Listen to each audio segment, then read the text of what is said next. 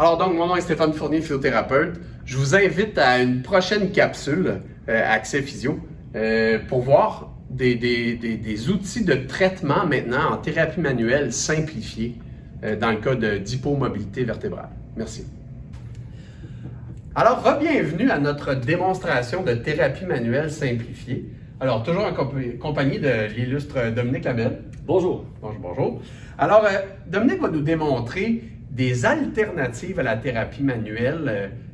On a vu tout à l'heure la complexité de l'exécution des mouvements passifs intervertébraux en fermeture. À quel point c'était difficile d'être spécifique, difficile d'exécution. On peut s'imaginer une physiothérapeute ou un physiothérapeute qui a un gabarit moyen avec un patient qui a un gabarit un peu plus important que le sien, par exemple. La complexité d'exécuter ces techniques-là. Fait que Dominique va nous démontrer comment on peut positionner le patient en fin de mouvement pour faire ces techniques de thérapie manuelle-là. Exact, tout à fait. Donc, je vais vous montrer des techniques de fermeture lombaire à droite en thérapie manuelle. Là, on commence en position neutre comme ça. Donc, je peux m'installer comme ceci et faire mes oscillations en fermeture. Donc, je peux faire une pression un peu plus vers caudal, donc vers les pieds, comme ceci. Cependant, je ne suis pas en fin de mouvement à cette technique-là. Et on a vu tantôt qu'il manquait vraiment d'extension, de fermeture comme ça. Donc, tout de suite, je peux lever en extension le panneau et toujours rester dans le respect de la douleur. Il ne faut pas créer de douleur dans nos techniques. Donc, tout doucement. Si je peux me permettre, Dominique, on va souvent voir des jeunes thérapeutes traiter les patients en position neutre comme ça. Tu sais, jamais on va travailler une capsulite à l'épaule en position neutre, à moins qu'elle soit très aiguë. Alors, la force de Mackenzie, combinée à la thérapie manuelle, c'est de se dire, je vais amener le patient en fin de mouvement pour avoir des gains de mobilité articulaire. Effectivement, Stéphane. Donc, tout de suite, je vais amener mon patient en fin de mouvement en extension. Donc, tout doucement, on peut lever comme ceci. Comment ça va, Sébastien, comme ça? Ça va. Un peu plus haut? Non, ça va comme ça. Donc, on ne veut pas aller dans la douleur quand on fait une technique de thérapie manuelle. Ce qu'on vise, c'est à peu près un 2-3 sur 10 d'inconfort. Donc, tout de suite, j'ai mis mon patient en extension et je peux venir travailler la région lombaire à droite. Donc, tout doucement, je m'installe et je peux faire mes oscillations. Par exemple, ici, je suis pas mal au niveau L5, S1 et je peux faire mes oscillations en fin d'extension comme ça. Toujours valider avec le patient si la pression est confortable. Qu'est-ce que tu ressens comme ça? 2-3 sur 10. 2-3 sur 10, parfait. Les gens nous demandent, ouais, mais où tu as pris ça, ton histoire de 2-3 sur 10? Pourquoi pas 4 sur 10? On a remarqué que les jeunes avaient certaines difficultés, hein, puis même les physiothérapeutes expérimentés. OK, est-ce que je suis à la bonne place au niveau de mes raideurs? Est-ce que je suis à la bonne place au niveau R1, au niveau R2? Moi, j'ai remarqué avec l'expérience que de travailler dans cet inconfort, cette raideur-là, de 2-3 sur 10, qui fait pas mal, c'est excellent. On voit Dominique qui valide constamment avec son patient où est-ce qu'il se situe en douleur sur 10. Exact. Donc, c'est important de rester très concentré avec les patients, de toujours valider. Comme ça va aussi. Oui. Ça va être bien important aussi.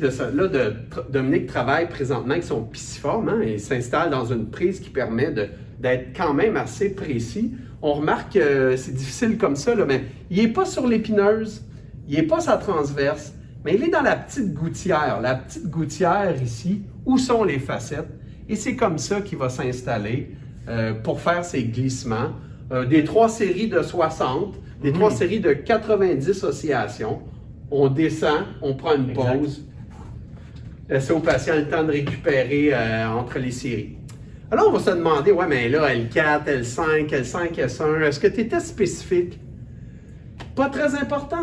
Moi, avec l'expérience, j'ai constaté que de travailler, de balayer quelques niveaux, même si on travaille un niveau qui n'en aurait peut-être pas eu besoin, à la limite, même un niveau qui bougeait peut-être un peu trop, pas très grave, on ne va pas le faire bouger plus en faisant ces techniques-là.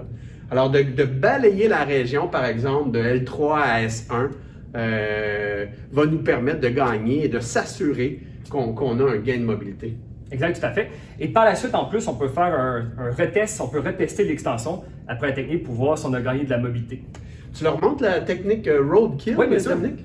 Donc, Sébastien, tu vas pouvoir mettre ta jambe comme ceci, sur le côté comme ça. Donc, on vient mettre davantage de fermeture du côté droit ici. Et je peux me rajouter un petit peu d'extension tout doucement comme ça. Ça va comme ça la hauteur. Ouais. Parfait. Et je peux faire la même technique en fermeture à droite ici, dans cette technique-ci. Mackenzie a pensé à cette position-là, roadkill, un peu comme un mort sur la rue, hein, avec la jambe sur le côté. Mais en fait, ce que ça fait, c'est que cette position-là de jambes et de hanches amène davantage de fermeture en L3, L4, L5.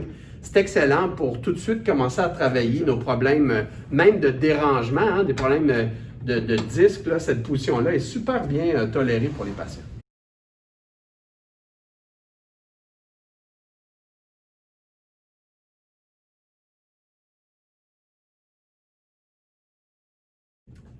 Donc, en résumé, nos points clés, on travaille en fin de mouvement. On respecte la douleur du patient, donc on vise un 2, 3 sur 10, toujours validé avec le patient. Et puis, on s'assure, là, bien sûr, justement, qu'on n'aggrave pas nos symptômes. Et on reteste au niveau fonctionnel, avec nos H et nos I, avec notre croix de main, voir si on a amélioré la mobilité et les symptômes du patient. Vous voulez joindre à ça vos MPIV, les autres approches combinées de thérapie manuelle, pas de problème. Mais je trouve qu'une approche comme ça simplifie